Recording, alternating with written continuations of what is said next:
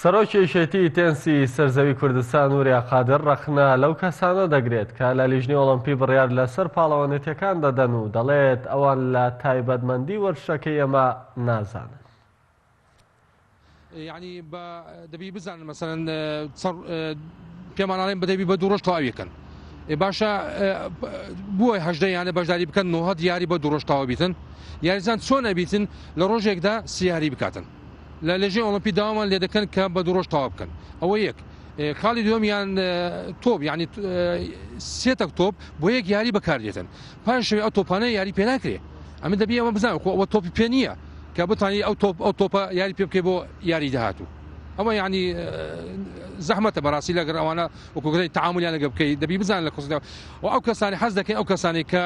لە هەڕەمی وەرزشی دانەنرێن لە لەژێ ئۆلۆمپی لە شوێنی تر يعني ئەمە حەز دەکەین لە هەموو یاریەکان بزانن لە کورسەت یاریەکەم نەک لە یەک یاری و دوو یاری.